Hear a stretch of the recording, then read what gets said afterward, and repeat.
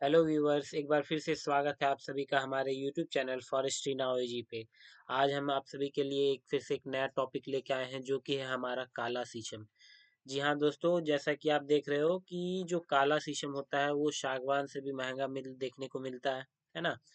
तो चलिए इस वीडियो को हम लोग शुरू करते हैं। शुरू करने से पहले एक बार मैं इन्फो बता देता हूँ कि इस चैनल के माध्यम से हम लोग IFS की, ACF और फॉरेस्ट रेंजर की प्रिपरेशन कर रहे हैं, फॉरेस्ट्री ऑप्शनल की।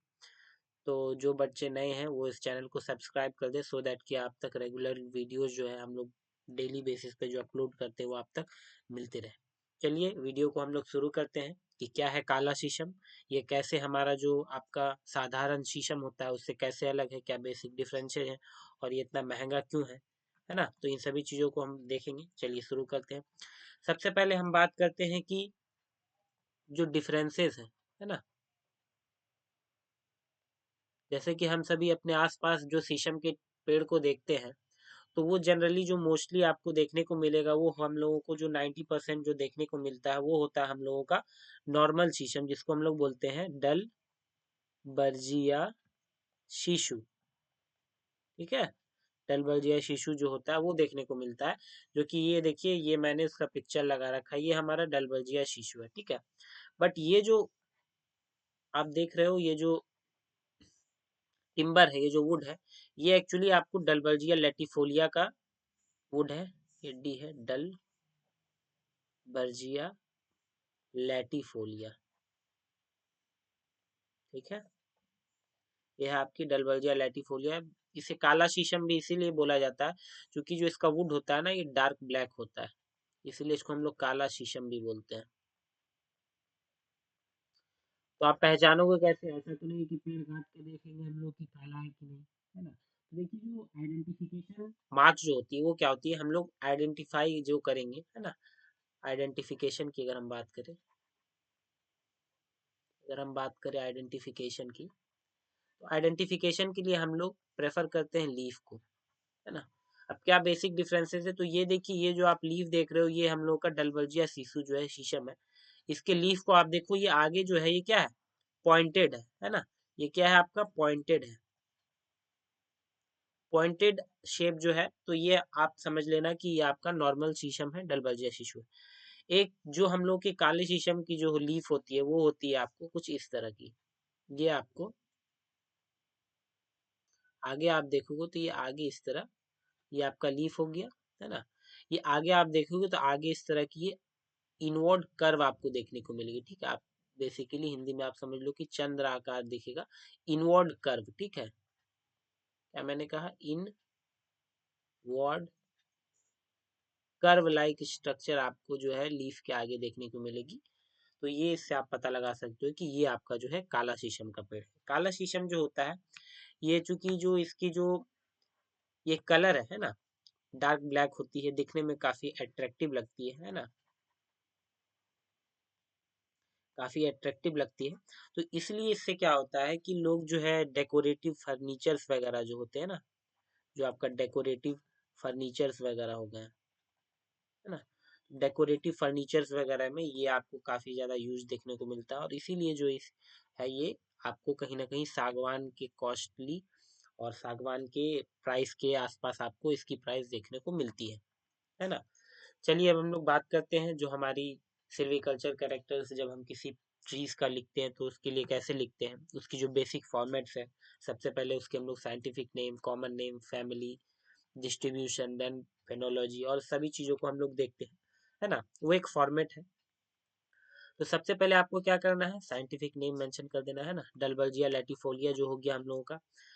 यहाँ पे मैंने जो ये डलवर्जिया लैटिफोलिया इसको मैंने लैटिन में लिख रखा है ना। ये आप देखो जो वर्ड है, जो फॉर्मेट है, रिटन फॉर्मेट, ये लैटिन में लिखा हुआ। अगर आप एग्जाम में लिख रहे हो, मेंस के पेपर दे रहे हो, तो आप क्या करना कि वहाँ पे इस तरह डलबर्जिया लैटिफोलिया लिखने के बाद क्या करोगे, आप इसको सेपरेट अंडरलाइन कर दोगे। ठीक है, ये जो है हम लोगों का नोमेनक्लेचर का रूल है, जो रूल ऑफ नोमेनक्लेचर है उसके अकॉर्डिंग ये है। कॉमन नेम हम लोग इसे रोजवुड भी कहते हैं, इंडियन रोजवुड भी आप लिख सकते हो, है ना। फैमिली की बात करें तो ये लेगुमिनेसी फैमिली से बिलोंग करती है। अब हम बात करते हैं इसके डिस्ट्रीब्यूशन की। देखिए इसके डिस्ट्रीब्यूशन क्या है, it generally occurs widely on sub Himalayan tract and plains of Uttar Pradesh. ठीक है, तो जो आपका सब हिमालयन ट्रैक्ट है वहाँ पे आपको ये जो रोजवुड है, ब्लैक शीशम है, ये देखने को मिलती है। इसके साथ ही साथ जो उत्तर प्रदेश के प्लेन्स है वहाँ देखने को मिलेगा जो दो जगह है, दो प्लेस है, जो आपका एक गोंड हो गया और सॉरी बहरेज जो हो गया, ये दोनों जगह आपको देखने को मिलती है। इसके साथ साथ जो साउथ का साउथ सिक्किम में वहाँ आपको देखने को मिलेगी। साथ ही साथ छोटा नागपुर प्लेटू में, है ना, part of central and western and southern India में भी ये आपको देखने को मिलती है। अब हम बात करते हैं एल्टीट्यूड की, जो ऊंचाई है, किस ऊंचाई तक ये आपको देखने को मिलेगा, तो it may extended up to 1500 metres. ठीक है, ये आपको 1500 मीटर्स तक देखने को मिलता है।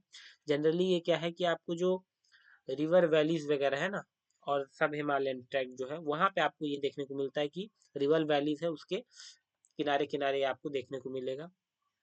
जो जनरल रेंज होता है एलिवेशन का, जो सामान्य रेंज जो है वो आपको 200 मीटर टू 1000 मीटर तक देखने को मिलती है। ठीक है, हालांकि जो इसका मैक्सिमम रेंज है वो 1500 तक भी जाता है, लेकिन जो सामान्य रेंज है वो 200 से 1000 मीटर के आसपास आपको देखने को मिल जाती है। हिंदी के लिए हम देखते हैं, हिंदी वालों के लिए आप से काला शीशम लिख दो। वैज्ञानिक नेम क्या है, तो डलबर्गिया लैटिफोलिया हो गया, है ना। सामान्य नेम, तो सामान्य नेम हम लोग इसको शीशम कहते हैं ना। परिवार या फिर आप इसको फैमिली भी लिख सकते हो, है ना। बहुत लोग जो जैसे इसको आप ऐसे इसको फैमिली भी लिख सकते हो, है ना। देखिए चूंकि क्या है कि मैंने आपको पहले भी बता रखा है कि बेसिक जो इनके जितने भी बेसिक स्टैंडर्ड बुक्स हैं फॉरेस्ट्री की, सारे के सारे इंग्लिश में हैं। तो अगर फिर भी अगर आप हिंदी में अटेम्प्ट करना चाह रहे हो, है ना, पेपर लिखना चाह रहे हो, तो कोई बात नहीं। आप क्या करना कि कुछ जो ऐसे इसमें वर्ड मिलेंगे, है ना, इसमें कुछ ऐसे इंग्लिश के वर्ड मिलेंगे जिसको हिंदी में एज इट इज हम लोग उसको लिख देते हैं। जैसे कि मान के चलो अब हमने बात करा डेलबर्जिया लैटिफोलिया का, ठीक है, डलबर्जिया लेटिफोलिया की हम बात करें, तो अब हिंदी इसमें क्या लिखेंगे, तो हिंदी में देखिए ये आप हिंदी में इसको क्या लिख दोगे, डलबर्जिया लेटिफोलिया। ठीक है, तो उसी तरह ये कुछ इंग्लिश के वर्ड जो आएंगे उसको आप एज इट इज हिंदी में लिख देना। और उसमें आप इसमें आप ज़्यादा टेंशन नहीं लेना कि आप मार्क्स डिडक्ट हो जाएंगे, वो हो जाएंगे, है ना। तो वो कोई दिक्कत नहीं है, वो जो एग्जामिनर जो चेक करेगा वो उतना वो कंसिडर कर लेगा, है ना। फैमिली देखो आप, ये लेगुमिनेसी फैमिली से बिलोंग करता है ना। वितरण की बात करें तो यह उप हिमालय क्षेत्रों और उत्तर प्रदेश, बेसिकली जो आपका गोंड है और बहराइच जो एरिया है वहाँ आपको देखने को मिलता है। इसके साथ ही साथ मैदानी इलाकों से दक्षिण सिक्किम तक व्यापक व्यापक रूप में पाया जाता है। ठीक है, इसके साथ ही साथ छोटा नागपुर पठार में और मध्य पश्चिमी और दक्षिणी भारत के कुछ हिस्सों में भी पाया जाता है। ऊंचाई की अगर हम लोग बात करें तो यह उप हिमालय क्षेत्रों में नदी घाटियों के साथ 1500 मीटर तक फैला देखा जा सकता है। इसकी सामान्य ऊंचाई सीमा जो आपको 200 मीटर से 1000 मीटर तक है। ठीक है, अब हम बात करेंगे इसकी क्लाइमेट की। तो जो इसकी क्लाइमेट है, बेसिकली जो सुटेबल क्लाइमेट है, आइडियल कंसिडर करी जाती है क्लाइमेट, उसमें टेम्परेचर जो रेंज है मैक्सिमम आपको 25 डिग्री सेल्सियस से 40 डिग्री सेल्सियस देखा गया है, और minimum temperature range 10 degree Celsius से 15 डिग्री सेल्सियस देखा गया है। वही हम रेनफॉल की बात करें तो ये 80 सेंटीमीटर से 450 सेंटीमीटर तक इसकी रेंज देखी गई है। सॉइल की हम लोग बात करें तो rosewood grows well on deep and moist soil. ठीक है, इसके लिए ये कंडीशन है। उसके साथ ही साथ टोपोग्राफी की अगर हम बात करें तो rosewood occurs well on flat rolling train with slope from low grade two moderate. ठीक है, यानी कि ये आपको जो समतल भूमि है वहां देखने को मिलेगा। इसके साथ रोलिंग टेरेन जो है, और जो स्लोपी एरिया है वहां पे आपको देखना है कि जो स्लोप का जो ग्रेड है, दैट मीन्स कि क्या, ये जो स्लोप है, मान के चलिए एक स्लोप ये हो गया, ठीक है, ये एक स्लोप हुआ, एक स्लोप हुआ आपका ये, और एक स्लोप हो गया आपका ये वाला। ठीक है, तो इस स्लोप को हम लोग बेसिकली क्या बोलते हैं, स्टीप स्लोप बोलते हैं। डेट मीन ये पूरी खड़ी चढ़ाई है। ठीक है, तो जनरली ये आपको लो ग्रेड से मॉडरेट तक देखा जाता है, वहां पाया जाएगा, but it does not occurs on steep slope. That means यहाँ स्टीप स्लोप्स वाले एरिया में ये आपको नहीं पाया जाएगा। ठीक है, एसोसिएट्स की अगर हम बात करें तो एसोसिएट्स क्या होता है, देखिए एसोसिएट्स हमने अपने पिछले वीडियोस में जो एसोसिएट से हम लोग कैसे समझे थे, बताइए। हम लोगों ने बेस्ट फ्रेंड वाला एग्जांपल से समझा था कि एसोसिएट क्या है, कि समझ लीजिए बेस्ट फ्रेंड, अगर आपका कोई बेस्ट फ्रेंड है तो आप जहां भी जाओगे, जहां आपका प्रेजेंस होगा, वहां आप आपके बेस्ट फ्रेंड का भी प्रेजेंस ऐसा है कि 99% है कि वो भी आपको मिल जाएगा, आपके आसपास रहेगा। चाहे आप शरारतें कर रहे हैं तो भी उसका साथ रहेगा, कुछ अच्छा काम कर रहे हैं तो भी उसका साथ रहेगा। तो उसी तरह जो हमारा एसोसिएट होता है, वो ट्री स्पीसीज अगर है, मान के चलिए हम बात करें काला शीशम जो है डलबर्जिया लैटिफोलिया, तो उसका जहाँ डिस्ट्रीब्यूशन होगा वहाँ आपको इन सभी में से भी ट्री स्पीसीज आपको देखने को मिल जाएंगे। पहला स्पीसीज क्या है, शौरिया रोबस्टा। शौरिया रोबस्टा हम लोग किसको कहते हैं बताइए, ये हम लोग बोलते हैं शाल को, ठीक है। इसके साथ ही साथ है Acacia catechu, then Ziziphus jujuba, Tectona grandis and Prosopis juliflora, ठीक है। अब जैसे यहाँ पे कुछ नए टर्म्स हैं, जैसे अकेशिया कटेचू, ठीक है। तो अकेशिया कटेचू किसे कहते हैं, तो अकेशिया कटेचू आप, ये हो गया हमारा खैर हो गया, ठीक है। जिजुपस जुजुबा ये हमारा बेर हो गया। टेक्टोना ग्रैंडिस आप लोग सभी जानते हैं क्या है, ये हमारा टीक हो गया है ना। उसके साथ प्रोसोपिस जूली फ्लोरा है। तो ये सभी एसोसिएट्स आपको देखने को मिल जाएंगे। अब देखिए इसको हम हिंदी में समझते हैं। जलवायु देख लेते हैं। तो शीशम के विकास के लिए निम्नलिखित जलवायु परिस्थितियों को आदर्श माना जाता है। तापमान में अधिकतम 25 डिग्री सेल्सियस से 40 डिग्री सेल्सियस होना चाहिए। न्यूनतम तापमान 10 डिग्री सेल्सियस से 15 डिग्री सेल्सियस होनी चाहिए। वर्षा की हम बात करें तो ये 80 सेंटीमीटर से 450 सेंटीमीटर तक होनी चाहिए। मिट्टी की बात करें तो शीशम गहरी नम वाली मिट्टी में अच्छी तरह उगाया जाता है। भू आकृति की हम बात कर ले तो शीशम समतल लहरदार भू आकृति में अच्छी तरह से होता है, जिसकी ढलान निम्न से मध्यम ग्रेड तक होती है, ठीक है। दैट मीन कि आपका ज्यादा स्टिप नहीं होगा। यह खड़ी ढलानों पर नहीं पाया जाता, ठीक है। सहकारी वृक्ष जिसे हम लोग एसोसिएट ट्रीज कहते हैं, तो ये शौर्य रोबस्टा, ठीक है। Shorea robusta, Acacia catechu, Ziziphus jujuba, Tectona grandis, Prosopis juliflora जो है, ये इसके एसोसिएट ट्री स्पीसीज है। फेनोलॉजी की अगर हम बात करें तो फेनोलॉजी में हम लोग क्या करते हैं कि एक जिस पर्टिकुलर ट्री है उसकी हम लोग जनरल डिस्क्रिप्शन दे देते हैं, है ना। उसके साथ ही साथ ये बताते हैं कि फ्लावरिंग कब होता है, फ्रूटिंग कब होता है, उसमें पत्तियां कब आती है, पत्तियां कब झड़ती हैं। इन सभी चीजों को हम लोग फेनोलॉजी में डिस्कस करते हैं। देखिए फेनोलॉजी क्या है, तो जनरल डिस्क्रिप्शन पहले लिखेंगे हम लोग कि rosewood is a large deciduous tree, ठीक है। डेसिडुअस ट्री हमने बार बार बात करी है कि ऐसे ट्री जो क्या है, आपको साल में किसी एक पीरियड में क्या है, वो आपको कंप्लीटली लीफलेस लीफलेस आपको दिख जाएंगे, ठीक है। इसी के अपोजिट एक और ट्री होता है जिसे हम लोग बोलते हैं एवर ग्रीन ट्री, ठीक है। तो एवर ग्रीन दो वर्ड से बना है, एक है आपका एवर, दूसरा है ग्रीन, ठीक है। तो एवर ग्रीन दैट मीन्स कि आप कंप्लीटली चले जाओ तो साल के हर एक समय उसमें कहीं ना कहीं ट्रीज जो होंगी, ये कंप्लीटली कभी भी विदाउट लीफलेस, ये कभी आपको नहीं मिलेगा, ठीक है। इसके साथ ही साथ क्या है कि इसका जो क्राउन होता है, जो हम लोग पढ़ रहे हैं शीशम, काला शीशम, इसका क्राउन आपको राउंड देखने को मिलता है। It is both it both in gregarious and sporadic in habit. अब देखिए ग्रिगेरियस क्या होता है, ग्रिगेरियस का मतलब होता है कि ये जो है क्लस्टर में आपको मिलेगा, क्लस्टर, ठीक है। क्लस्टर में आपको देखने को मिलेगा, बंच में देखने को मिलेगा, जहां भी इसकी डिस्ट्रीब्यूशन होगी, है ना।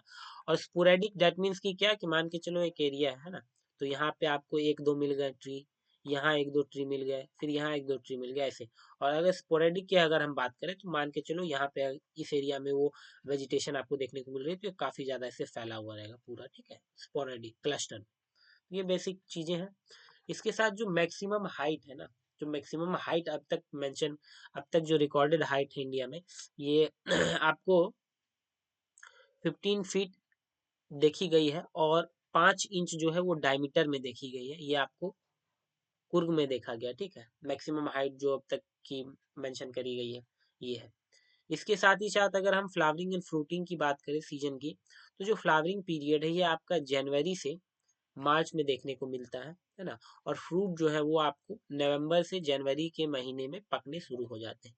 लीफ फॉल और लीफ रिन्यूअल की बात करें हम लोग तो लीफ फॉल जो है वो आपको फरवरी से मार्च में देखने को मिलता है, मार्च के बीच में। और लीफ जो नई पत्तियां जो आती है ये आपको अप्रैल से मई के महीने में नई पत्तियां आने लगती है। हिंदी में आप इसको समझ लो, फेनोलॉजी को एज इट इज हम लोग फेनोलॉजी लिख लेंगे। सामान्य वितरण जनरल डिस्ट्रीब्यूशन क्या है सॉरी, सामान्य वितरण नहीं, यहाँ पे आपका क्या होगा, विवरण है, सॉरी विवरण है, वितरण में बोल रहा सामान्य विवरण। शीशम एक बड़ा पर्णपाती वृक्ष है, ठीक है, दैट मीन डेसिडुअस, जिसकी शाखाएं अपेक्षाकृत गोल होती हैं। यह समूह में और छिटपुट रूप में दोनों प्रकार के आवासों में पाया जाता है, ठीक है। अधिकतम ऊंचाई जो है दर्ज की गई है क्या, 15 फीट, और 5 इंच व्यास के साथ कुर्ग में देखा गया है। फलना और फूलना की बात करें, दैट मीन्स जो है फ्रूटिंग और फ्लावरिंग एंड फ्रूटिंग की अगर हम लोग बात करें तो फूलने की अवधि आपको जनवरी से मार्च में देखने को मिलती है और फ्रूटिंग नवंबर से जनवरी में। पत्ती गिरना और नवीकरण की बात करें तो ये आपको पत्तियों का गिरना फरवरी से मार्च में और पत्तियों का नवीनीकरण अप्रैल से मई महीने के बीच में देखा जाता है। सिल्वीकल्चर कैरेक्टर्स की अगर हम बात करें तो सिल्वीकल्चर कैरेक्टर्स में हम लोग ये देखते हैं कि वो जो ट्री है वो लाइट के प्रति उसका क्या रिएक्शन है, फ्रॉस्ट के प्रति, जो जितने भी क्लाइमेटिक फैक्टर्स है ना, क्लाइमेटिक, उसके अकॉर्डिंग वो जो है ट्री कैसे रिएक्ट कर रहा है। जैसे कि मान के चलिए लाइट है ना, तो लाइट जो है हम सभी जानते हैं कि क्या है, जो ट्री है या प्लांट्स है, इन सभी के ग्रोथ के लिए क्या है, लाइट जो है कंपलसरी है। लाइट कंपलसरी क्यों है, क्योंकि लाइट के कारण ही जो हमारा फोटोसिंथेसिस का जो प्रोसेस है वो होता है, और फिर प्लांट जो है अपना फूड प्रिपेयर करते हैं और सरवाइव करते हैं। तो यहाँ पे जो लाइट है इसको क्या चाहिए, जो डलबर्जिया लैटिफोलिया, इसको मॉडरेट लाइट डिमांडर है। हम लोगों ने बात करा था कि जो डलबर्जिया सीशो है वो क्या था हमारा, स्ट्रॉन्ग लाइट डिमांडर था, ठीक है, strong light demander. That means कि क्या, उसके लिए काफी ज्यादा ओवरहेड लाइट चाहिए होती थी, स्ट्रॉन्ग लाइट, ज्यादा अमाउंट में लाइट चाहिए होती थी फॉर इट्स प्रॉपर ग्रोथ। यहाँ आपका क्या है कि मॉडरेट लाइट है, थोड़ा कम में भी ये मैनेज कर लेता है। फ्रॉस्ट की हम लोग बात करें, दैट मीन जो पाला वगैरह पड़ता है, फ्रॉस्ट कब अकर होता है, तो फ्रॉस्ट जनरली ये देखा जाता है जबकि टेम्परेचर जो है बिलो फ्रीजिंग पॉइंट हो जाती है, तब जो फ्रॉस्ट वगैरह है वो देखने को मिलता है। ये जनरली क्या है कि अर्ली स्टेज में फ्रॉस्ट टेंडर होता है। फ्रॉस्ट टेंडर दैट मीन्स कि क्या, फ्रॉस्ट फ्रॉस्ट सेंसिटिव, यानी फ्रॉस्ट जो अगर पड़ेगा तो इसको काफी ज्यादा नुकसान आपको देखने को मिल जाएगा, ठीक है। इसके साथ ही साथ हम बात करते हैं ड्राउट की, तो जो रोजवुड है ये आपको, इसमें आपको जो है देखने को ऐसा मिलेगा कि हाँ थोड़ी मोड़ी ड्राउट कंडीशन को ये झेल लेता है ना। ऐसा नहीं कि तुरंत जो है ये ड्राउट पड़ने पे मर जाता है, बट हाँ इसमें fair degree of resistant power आपको देखने को मिलती है। फायर की अगर हम लोग बात करें तो it is not as fire hardy as teak, ठीक है। देखिए वीडियो के शुरू में भी हम लोगों ने, एक सेकेंड,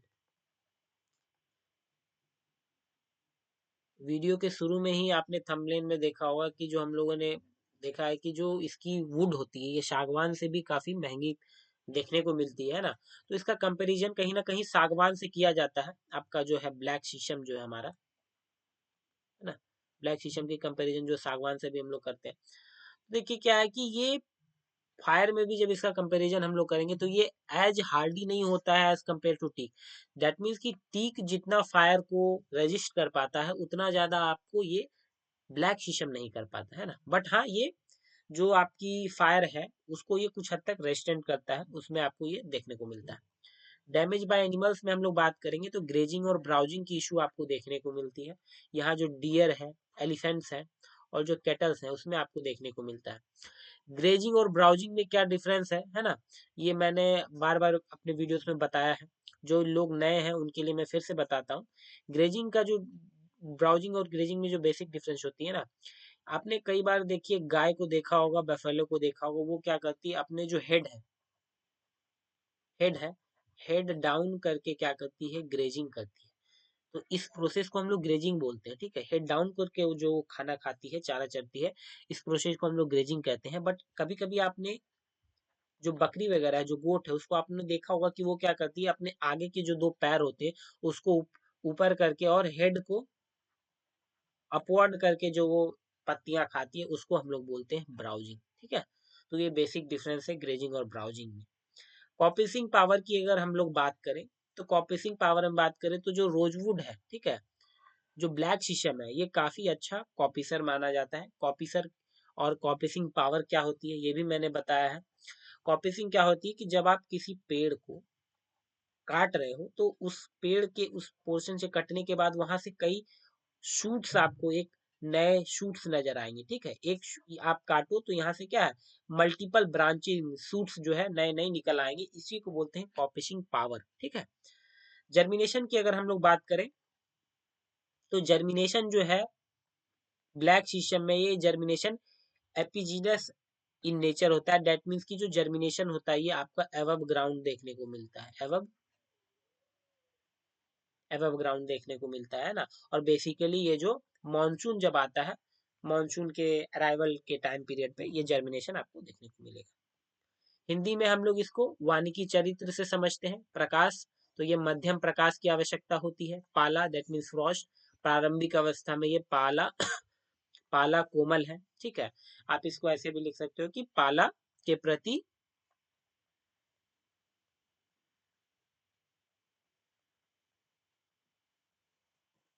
संवेदनशील है, ठीक है। दैट मीन्स क्या कि जो है ये पाला से इसको क्षति पहुंचता है ना, सेंसिटिव है।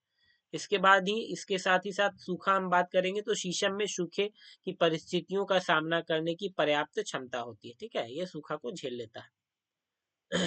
आग की अगर हम बात करें तो यह सागौन जितना आग सहनशील नहीं है, ठीक है, ये सहनशील उतना नहीं है, लेकिन शीशम वार्षिक आग का सामना कर सकता है, बट ये आग का सामना भी कर सकता है। पशु क्षति की बात करें तो हिरन, हाथी और मवेशियों द्वारा चराई और ब्राउजिंग की समस्या देखने को मिल जाती है। कॉपिशिंग शक्ति की बात करें, कॉपिशिंग पावर की, तो शीशम की कॉपिशिंग शक्ति अच्छी होती है। अंकुरन जर्मिनेशन, अंकुरन ऊपरी होते हैं और मानसून के आगमन के साथ होते हैं। इसके साथ हम लोग बात करते हैं नेचुरल रीजनरेशन की। तो नेचुरल रीजनरेशन जो है, कैसा रीजनरेशन जो कि क्या है, नेचुरली आपको देखने को मिलता है, वहां किसी प्रकार का जो है ह्यूमन इंटरवेंशन ना, ह्यूमन इंटरवेंशन देखने को नहीं मिलता है। तो नेचुरल रीजनरेशन आपको रूट सकर्स के माध्यम से देखने को मिलता है। रूट शकर्स क्या है, हम लोगों ने इससे पहली वाली जो वीडियो बना रखी है डलबल्ज या शीशों के बारे में, उसमें मैंने आपको बताया है ना। बाय सीड्स, सीड्स के कारण, सीड से भी नेचुरल रीजनरेशन होते हैं। सीड क्या होते हैं कि जो फ्लोर पे, फॉरेस्ट फ्लोर पे गिरते हैं, वो मानसून के साथ ही साथ क्या होता है, जर्मिनेशन आपको देखने को मिलता है। आर्टिफिशियल रीजनरेशन की बात करें तो हम लोग स्टम्प प्लांटिंग करते हैं आर्टिफिशियल रीजनरेशन के लिए। इसमें हम लोग क्या करते हैं, 1 साल का ओल्ड स्टम्प को हम लोग ले लेते हैं और उसको हम लोग क्या करते हैं, उसको फिर हम लोग प्लांट करते हैं, ठीक है। स्टम्प की जो डायमीटर होनी चाहिए वो बेसिकली 0.5 से 0.7 सेंटीमीटर की होनी चाहिए। प्लांटिंग की अगर हम बात करें तो ये आप 1 साल का जो पौधा होता है उसको आप यूज कर सकते हैं, है ना। 1 साल का जो प्लांट है उसको हम लोग बेसिकली क्या करते हैं, ट्रांसप्लांट कर देते हैं फील्ड में। ये साथ ही साथ आपको ध्यान रखना है कि जब ट्रांसप्लांटिंग करो तो आप क्या है, balls of earth, that means क्या है, जब आप निकाल रहे हो पेड़ है जो है, ये जड़ है, तो हम क्या करते हैं, मिट्टी के साथ निकालते हैं, that mean balls of earth, ये इसी को रिप्रेजेंट कर रहा है, बॉल्स ऑफ अर्थ, ठीक है। रेनी सीजन के ऑनसेट में ही हम लोग इसको बेसिकली जो है बरसात के मौसम में लगाते हैं, सो दैट की ज्यादा चांसेस रहता है हम लोगों का रीजनरेशन देखने का। इसके साथ ही साथ डायरेक्ट शोइंग भी हम लोग करते हैं, ठीक है। ये हिंदी वालों के लिए प्राकृतिक पुनर्जनन, ठीक है। यहाँ जड़ चूसक द्वारा हम लोग कर सकते हैं, या आप इसको रूट सकर भी लिख सकते हो, कोई दिक्कत नहीं है, ठीक है। रूट सकर्स भी लिख सकते हो, या ठीक है, रूट सकर्स आप देख लेना क्या होगा, एग्जैक्ट मुझे पता नहीं है, लेकिन बट रूट सकर्स आप ऐसे ही इंग्लिश वाले को है, इसको भी आप हिंदी में एग्जैक्ट लिख दो तो कोई दिक्कत नहीं है, जड़ चूसक भी, ठीक है। प्राकृतिक पुनर्जनन जड़ चूसकों के माध्यम से होता है ठीक है। बीजों द्वारा भी होता है। बीजों द्वारा क्या है कि पूर्व मानसून अवधि के दौरान बीज जंगल की भूमि पर गिरते हैं और अनुकूल परिस्थितियों में अंकुरित हो जाते हैं, ठीक है। कृत्रिम पुनर्जनन दैट मीन्स आर्टिफिशियल रीजनरेशन जो है, इसमें क्या है, कटी हुई पौधों का उपयोग, ठीक है। या आप इसको आप ऐसे भी कर सकते हो कि आप लिख दो स्टंप रोपण, ठीक है, स्टम्प रोपण लिख दो, क्योंकि हम लोग इंग्लिश में इसको बात करते हैं स्टम्प प्लांटिंग से, ठीक है। तो 1 वर्ष पुरानी कटी हुई पौधों को वर्षा ऋतु के प्रारंभ में रोपा जाता है, जो औसतन व्यास होता है क्या 0.5 से 0.7 सेंटीमीटर आपको देखने को मिलती है, ठीक है। रोपण क्या है, रोपण जो प्लांटिंग हम लोग करते हैं, तो ये 1 वर्ष पुराने पेड़ के पौधों को पूरे पौधे को क्षेत्र में प्रत्यारोपित कर दिया जाता है ना। और प्रत्यारोपण जो है वर्षा ऋतु के प्रारंभ में मिट्टी की गेंदों के साथ किया जाता है, सो दैट की क्या है उसका चांसेस आपको इस्टेब्लिशमेंट और रीजनरेशन का अच्छा खासा है। प्रत्यक्ष बुआई भी आप इसमें करते हैं, जिसको हम लोग डायरेक्ट सोइंग कहते हैं। इसके साथ ही साथ अगर हम बात करें मैनेजमेंट एंड सिल्वीकल्चर सिस्टम की, है ना। सिल्वीकल्चर सिस्टम जो होता है कि हम लोग किसी जो आप क्रॉप को हम लोग लगा रहे हैं, ठीक है। हम लोग जो फॉरेस्ट्री पढ़ रहे हैं क्या है, हम लोग किस क्रॉप को रेज कर रहे हैं, फॉरेस्ट क्रॉप का कल्टीवेशन कर रहे हैं, यही तो है हम लोगों का फॉरेस्ट्री, है ना। तो बेसिकली यहाँ पे किस सिस्टम के अंदर मैनेज करते हैं उसको हम लोग सिल्वीकल्चर सिस्टम कहते हैं। Different different type of silviculture systems है ना। टोटल 6 वीडियोस बना रखी है मैंने, सेपरेट सेपरेट। उसमें आपको इन सभी वीडियो देखो तो उसमें डिटेल में पता चल जाएगा सिलेक्शन सिस्टम किसे कहते हैं, कॉपसिंग सिस्टम किसे कहते हैं, है ना। तो सिलेक्शन सिस्टम और कॉपसिंग सिस्टम के अंदर हम लोग जो है शीशम को, काला शीशम को मैनेज करते हैं। यूटिलाइजेशन की बात करें तो जो रोजवुड होता है ये काफी ज्यादा स्ट्रॉन्ग, हार्ड एंड ड्यूरेबल होता है, जिसके कारण जो है क्या इसका आपको जगह जगह यूज देखने को मिलता है। सबसे पहले जैसे कि आप पैनलिंग वगैरह कर रहे हो उसमें देखो, फर्नीचर वगैरह बनता है। इसमें एक खास बात यह है क्या आपको डेकोरेटिव पीस भी देखने को मिलती है, ठीक है। क्यों, क्योंकि जो इसका कलर होता है ना, ब्लैक जो कलर होता है, ब्लैक कलर के कारण इसके लिए डेकोरेटिव फर्नीचर्स वगैरह भी काफी डिमांड रहती है। कार्ट व्हील्स बनाई जाती है, गन कैरियर्स बनाई जाती है, एग्रीकल्चर इंप्लीमेंट्स बनाए जाते हैं, चूंकि काफी ज्यादा हार्ड और स्ट्रांग होता है ना।